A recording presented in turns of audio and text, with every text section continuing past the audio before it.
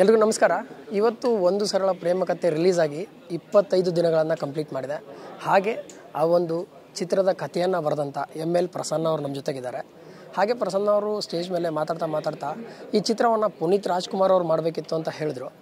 ನನಗೆ ಅವ್ರನ್ನ ಮಾತಾಡಿಸ್ಬೇಕು ಅನ್ನಿಸ್ತು ಈ ಕಾರಣಕ್ಕೆ. ಸೊ ಹಾಗಾಗಿ ಪ್ರಸನ್ನ ಅವರು ನಮ್ಮ ಜೊತೆಗಿದ್ದಾರೆ. ನಾನು ಮಾತಾಡಿಸ್ತೀನಿ ಅದೆಲ್ಲ ಏನು ಅಂತ. ಸರ್ ನಮಸ್ಕಾರ. ನಮಸ್ತೆ. ಹೇಗಿದ್ದೀರಾ? Fine, super.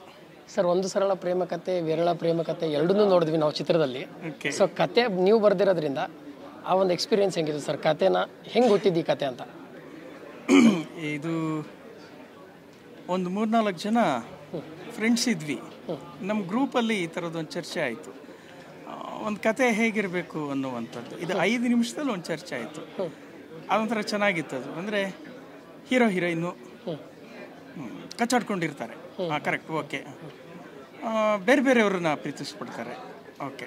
ಆದರೆ ಅವ್ರಿಗೆ ಮದುವೆ ಆಗೋಗ್ಬಿಡ್ತದೆ. ಈ ಥರ ಚೆನ್ನಾಗಿದೆ. ಆಮೇಲೇನು ಈ ಥರ ಯೋಚನೆ ಮಾಡಿದಾಗ ಕೊನೆ 2 ಲೈನ್ ನಾನು ಹೇಳಿದೆ, ಇದಾದ್ಮೇಲೆ ಇದು ಹಿಂಗಾಗತ್ತೆ ಅಂತ. 4 ಜನಕ್ಕೆ ಅಲ್ಲಿದ್ದವ್ರಿಗೆ ಆಶ್ಚರ್ಯ, ಅದು ಹಿಂಗಾಗತ್ತೆ, ಯೋಚನೆ ಮಾಡಿ ಹೇಳ್ತೀನಿ ಅಂದೆ. ಅದೇ ಸ್ಕ್ರೀನ್ ಪ್ಲೇ ಅದು. So we worked on that. ಆ ರೀತಿ ಅದ್ರ ಮೇಲೆ ವರ್ಕ್ ಮಾಡಿತ್ತು. ವರ್ಕ್ ಮಾಡಾದ್ಮೇಲೆ ಈಗ ಇದು ಅದೇ ಪ್ಯಾಟ್ರನ್, ಅಂದರೆ ಈ ಮಿಲನ ಥರದ ಪ್ಯಾಟ್ರನ್ ಇದೆಯಲ್ಲ, ಇದನ್ನ ಪುನೀತ್ ಅವ್ರಿಗೆ ಮಾಡಿದರೆ ಚೆನ್ನಾಗಿರತ್ತೆ ಅನ್ನುವಂಥದ್ದು ಅವಾಗ ಅನಿಸಿದ್ದದು. ಆಮೇಲೆ ಅದು ಅದೇ ಥರ ಅಪ್ರೋಚ್ ಕೂಡ ಆಗಿತ್ತು. ಅದು ಬೇರೆ ವಿಷಯ. ಇವಾಗ ಒಂದು ಕಥೆಯನ್ನು ನೀವು ಬರೆದಾಗ ಅದಕ್ಕೆ ಸಿಂಪಲ್ ಸುನ್ನಿ ಅವರೇ ನ್ಯಾಯ ಒದಗಿಸ್ತಾರೆ ಅಂತ ಹೆಂಗೆ ಗೊತ್ತಾಗುತ್ತೆ ಅಂತ? ಒಂದು ಕಥೆನ ತೊಗೊಂಡೋಗಿ ಕೊಟ್ಬಿಡ್ತೀರಾ? ಇಲ್ಲ, ಹಾಗಲ್ಲ. ಕಥೆ ಅನ್ನೋದು ಒಬ್ಬನ ತಲೆಯಲ್ಲಿ ಹುಟ್ಟುವಂಥ ಒಂದು ವೈಶಿಷ್ಟ್ಯ. ಅದು ಹೌದು, ಅದು ನಮ್ಮ ಕ್ರಿಯಾಶೀಲತೆ. ನಾವು ಒಬ್ಬರೇ ಏಕಾಂತದಲ್ಲಿ ಏನನ್ನು ನಾವು ಕನಸು ಕಾಣ್ತೀವಿ ಅದನ್ನು ಸ್ಪಷ್ಟವಾಗಿ ಒಂದು ಕಥಾರೂಪದಲ್ಲಿ ತಂದು ಕೊಡ್ತೀವಿ. ಆದರೆ ಅದನ್ನು ತೆರೆ ಮೇಲೆ ತರುವಂಥದ್ದು ಬೇರೆಯೇ ಆದಂಥ ಪ್ರಕ್ರಿಯೆ. ಅದಕ್ಕೆ ನಿಜವಾದ ನೋಡುವ ಕಣ್ಣು ಬೇಕು. ಆ ನೋಡುವ ಕಣ್ಣು ಅಂದ್ರೇ ಅದು ನಿರ್ದೇಶಕ. ಸೊ ನಿರ್ದೇಶಕನಿಗೆ ಅದನ್ನು ಹೇಗೆ ನಿರೂಪಿಸಿದ್ರೆ ಚೆನ್ನಾಗಿರುತ್ತೆ ಅಂತ ಅವ್ರಿಗೆ ಅನ್ನಿಸ್ತದೋ ಅದಕ್ಕೆ ಒಂದು ವೈಯಕ್ತಿಕವಾದಂಥ ಒಂದು ಸ್ವಾತಂತ್ರ್ಯ ಕೂಡ ಇರ್ತದೆ. ಅಂದರೆ ಈಗ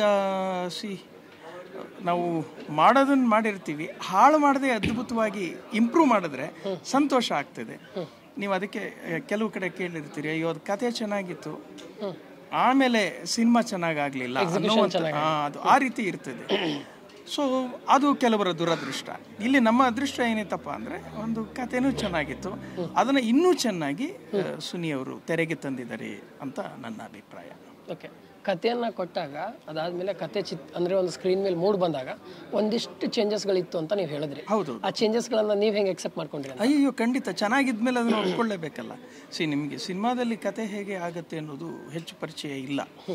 ಏನಾಗ್ತದೆ, ಕತೆ ಒಬ್ಬ ಇವನು ಬಂದು ಕತೆಗಾರ ಮೊದಲು ಹೇಳಿ ಹೋದ ಮೇಲೆ ತಂಡ ರಚನೆ ಆಗುತ್ತೆ.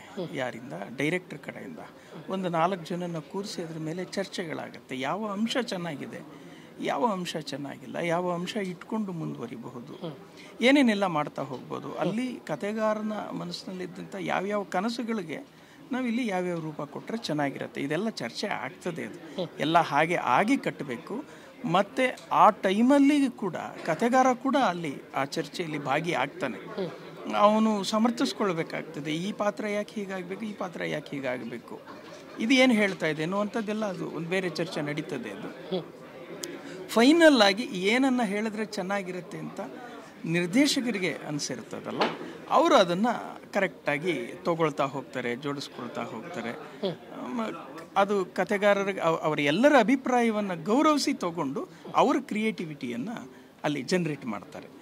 ಓಕೆ, ಸೊ ಇವಾಗ ಕತೆ ನಿಮ್ಮದೇ ಆಗಿರೋದ್ರಿಂದ ಪುನೀತ್ ಸರ್ಗೆ ಇಲ್ಲ ಗೋಲ್ಡನ್ ಸ್ಟಾರ್ ಗಣೇಶ್ ಸರ್ಗೆ ನರೇಟ್ ಮಾಡೋಕ್ಕೆ ಹೋಗಿದ್ದೀರಾ ಅಂತ? ಇಲ್ಲ, ನಾನು ಮಾಡೋಕ್ಕೆ ಹೋಗಿರಲಿಲ್ಲ. ಅದು ಏನಾಗಿತ್ತು, ಒಬ್ಬರು ಪ್ರೊಡ್ಯೂಸರು ಅವ್ರಿಗೆ ನಾನು ಈ ಕಥೆಯನ್ನು ಪುನೀತನ ಮನಸ್ಸಲ್ಲಿ ಇಟ್ಕೊಂಡು ಮಾಡ್ತೀನಿ, ಇಲ್ಲ ಅಂದರೆ ಗಣೇಶ್ ಇಬ್ಬರಿಗೆ ಅಂತ ಹೇಳಿ ಅದಕ್ಕೊಂದು ಚಿಕ್ಕ ಅಡ್ವಾನ್ಸ್ ಕೂಡ ಕೊಟ್ಟಿದ್ರು, ಕತೆ ಮಾಡಿಸಿದ್ರು ದೊಡ್ಡ ಪ್ರೊಡ್ಯೂಸರು. ಆಮೇಲೆ ಅವ್ರು ಬೇರೆ ಬೇರೆ ಕಾರಣಗಳಿಗಾಗಿ ಇದನ್ನು ಅವರು ಮರೆತುಬಿಟ್ರು, ಬಿಟ್ಬಿಟ್ರು. ಅದಾದಮೇಲೆ ನನಗೆ ಇನ್ನೊಬ್ಬ ಈಗ ದೊಡ್ಡ ನಿರ್ದೇಶಕರೇ, ಅವರು ಹೆಸರು ಹೇಳಂಗಿಲ್ಲ, ಅವರಿಗೆ ಪುನೀತ್ ಅವರು ಆಫರ್ ಮಾಡಿದರು, ನನಗೊಂದು ಒಳ್ಳೆ ಕತೆ ಕೊಡು, ನೀನು ಡೈರೆಕ್ಟ್ ಮಾಡುವಂತೆ ಅಂತ. ಅವರು ಅದಕ್ಕೆ ಸ್ಟೋರಿ ಸರ್ಚಿಂಗಲ್ಲಿದ್ದರು. ಆ ಟೈಮಲ್ಲಿ ನಾನು ಸಿಕ್ಕಿದ್ದೆ. ಆವಾಗ ಅವರು ನನ್ನನ್ನು ಕೇಳಿದರು, ಪುನೀತ್ ಅವ್ರಿಗೆ ಯಾವ್ದಾರು ಒಂದು ಒಳ್ಳೆ ಕತೆ ಇದೆಯಾ ಅಂದರು. ಇದೆ ಅಂದೆ. ಹಂಗಂತಿದ್ದಂಗೆ ಅವ್ರು ನೆಕ್ಸ್ಟ್ ಹೇಳಿದ್ದು, ಅವ್ರಿಗೆ ಪುನೀತ್ ಅವರು ಪ್ರತಿಯೊಬ್ಬರ ಹತ್ರನೂ ಕೂಡ ಕೇಳ್ತಾರೆ. ಅವ್ರಿಗೆ ಮಿಲನ ಅವ್ರಿಗೆ ಫ್ಯಾಮಿಲಿ ಆಡಿಯನ್ಸನ್ನು ತಂದು ಕೊಟ್ಟಂತಹ ಸಿನಿಮಾ.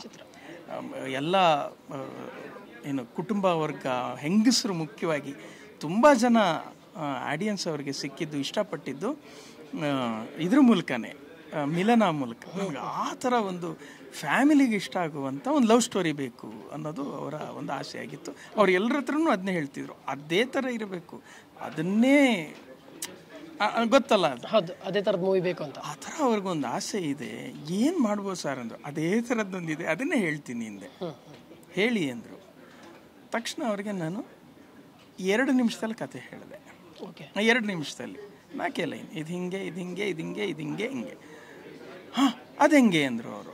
ನಾನು ಹಂಗಂದ ತಕ್ಷಣ ಅದನ್ನು ಡೀಟೇಲಾಗಿ ಹೇಳಬೇಕು ಅಂದರೆ 2.5 ಗಂಟೆ ಬೇಕು ನಿಮಗೆ. ಕ್ಲೈಮ್ಯಾಕ್ಸ್ ಈಗ ಹೇಳಿದರೂ ಕೂಡ ಕೊನೆ ತನಕನೂ ಹೇಗೆ ಹೋಗ್ತಿದೆ ಕತೆ ಗೊತ್ತಾಗಲ್ಲ. That is the challenge. I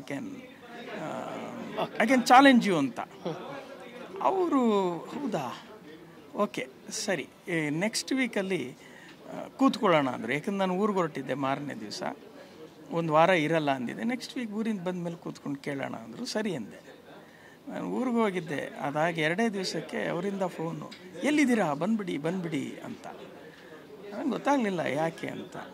ಇಲ್ಲ ಸರಿ ಆಯಿತು, ನಾಳೆ ಬರ್ತೀನಿ ಅಂತ ಊರಿಂದ ಬಂದರು. ಅವಾಗ ಹೇಳಿದರು, ಏನಾಗಿದೆ, ನೆಕ್ಸ್ಟ್ ವೀಕಲ್ಲಿ ಪುನೀತ್ ಅವರು ಸಿಗ್ತೀನಿ ಅಂತ ಹೇಳಿದರು. ಬಟ್ ಸಡನ್ನಾಗಿ ಅವರು ನಿನ್ನೆ ನನಗೆ ಒಂದು ಪಾರ್ಟಿನಲ್ಲಿ ಸಿಕ್ಕಿದಾಗ ಅವರು ಏನಲ್ಲಿ ಬರಲೇ ಇಲ್ವಲ್ಲ, ಏನಾಯ್ತು ಕತೆ, ಒಂದು ಮಾಡಿದ್ದೀನಿ ನೋಡಿ ಸರ್, ಹಿಂಗಿದೆ, ಅದು ಹಿಂಗಿದೆ ಅಂತ 2 ನಿಮಿಷದಲ್ಲಿ ನಾನು ಹೇಳ್ದಂಗೆ ಅವ್ರಿಗೆ ಹೇಳ್ಬಿಟ್ಟಿದ್ದಾರೆ. ತಕ್ಷಣ ಪುನೀತ್ ಅವ್ರಿಗೆ ರೀ, ಈ ವಾಟ್ಸಪ್ಪು, ಫೇಸ್ಬುಕ್ಕು ಇಂಥದ್ದೆಲ್ಲ ಇರೋ ಈ ಕಾಲದಲ್ಲಿ, ಮೊಬೈಲ್ ಫೋನ್ಗಳಿರೋ ಕಾಲದಲ್ಲಿ ಹೆಂಗ್ರಿ ಈ ಕತೆ ಸಾಧ್ಯ ಅಂತ ಪುನೀತ್ ಅವ್ರು ಕೇಳಿದ್ದಾರೆ. ಇವ್ರು ತಿರ್ಗಿ ಅದೇ ಥರ ನಾನು ಹೇಳಿದ್ನಲ್ಲ, ಅದನ್ನು ಹೇಳಬೇಕು ಅಂದರೆ 2.5 ಗಂಟೆ ಟೈಮು ಕೊಡಿ, ಹೇಳ್ತೀನಿ ಅಂತ ಅವ್ರಂಗೆ ಹೇಳ್ಬಿಟ್ಟಿದ್ದಾರೆ. ಅದಕ್ಕೆ ಪುನೀತ್ ಅವ್ರು ಒಂದೇ ಒಂದು ಮಾತು ಹೇಳಿದ್ದಾರೆ, ರೀ ನಾಳೆ ಬಂದು ನನಗೆ ಕತೆ ಒಪ್ಪಿಸಿ, ಸ್ಕ್ರೀನ್ ಪ್ಲೇ ಫುಲ್, ನಾಡಿದ್ರಿಂದ ಶೂಟಿಂಗು ಮಾಡ್ತೀರಾ ಅಂತ. ಆವಾಗ ಇವ್ರು ಫುಲ್ ಟೆನ್ಷನ್ ಆಗಿ ನನಗೆ ಕಾಲ್ ಮಾಡಿದ್ದು. ಮಾರನೇ ದಿವಸ ನಾನು ಊರಿಂದ ಬಂದು ಕತೆನೂ ತೊಗೊಂಬಂದಿದ್ದೆ. ಕೂತ್ಕೊಂಡು ಅವ್ರದ್ದೊಂದು ದೊಡ್ಡ ಟೀಮ್ ಇತ್ತು, ಒಂದು 8 ಜನ ಹುಡುಗರುಗಳಿದ್ರು. ಎಲ್ಲರೂ ಕೂರಿಸ್ಕೊಂಬಿಟ್ಟಿದ್ರು. ಅವ್ರು ಆಗಲೇ ಪ್ರಿಪೇರ್ ಆಗಿದ್ರು. ಪೂರ್ತಿ ಅದನ್ನು ಸ್ಕ್ರೀನ್ ಪ್ಲೇ ಸ್ಟೋರಿ ಎಲ್ಲ ಹೇಳಿದೆ. ಅದು ಅವ್ರ ಇಡೀ ಟೀಮ್ಗೆ ಓಕೆ ಆಯಿತು. ಸೊ ಇಡೀ ಟೀಮ್ಗೆ ಓಕೆ ಆಗಿ ಅವರು ಇನ್ನೇನು ಪುನೀತ್ ಅವರಿಗೆ ಅದು ಹೇಳಬೇಕಿತ್ತು. ಆದರೆ ಆ ಸಮಯದಲ್ಲಿ ಒಂದು ಬೇರೆ ಘಟನೆ ನಡೀತು ಆ ನಿರ್ದೇಶಕರ ಜೀವನದಲ್ಲಿ. ಅದನ್ನು ನಾನು ಹೇಳೋ ಹಾಗಿಲ್ಲ, ಅದು ಬೇರೆ ಥರ ಆಗ್ತದೆ ಅದು. ಸೊ ಹಾಗಾಗಿ ಇದು ಡ್ರಾಪ್ ಆಯಿತು ಅವ್ರ ಕಡೆಯಿಂದ. ಬಟ್ ಪುನೀತ್ ಅವ್ರಿಗೆ ಕತೆ ಇಷ್ಟ ಆಗಿದೆ ಅನ್ನೋದು ಗೊತ್ತಿತ್ತು. ನನಗೊಂದು ಕಾನ್ಫಿಡೆನ್ಸ್ ಏನಿತ್ತು ಅಂದರೆ, ಎನಿ ಟೈಮ್ ನಾನು ಅವ್ರನ್ನ ಅಪ್ರೋಚ್ ಮಾಡಿದ್ರೆ, ಸರ್ ಇದೊಂದು ಕತೆ ಕೇಳಿದ್ರಲ್ಲ ಅದು ನಾನೇ ಅಂತಂದಿದ್ರೆ ಇಮಿಡಿಯೇಟ್ ನನಗೆ ಕೆಲಸ ಆಗೋದು. ನಾನು ಅದಕ್ಕೆ ಒಂದು ಟೈಮಿಗೆ ವೆಯ್ಟ್ ಮಾಡ್ತಿದ್ದೆ.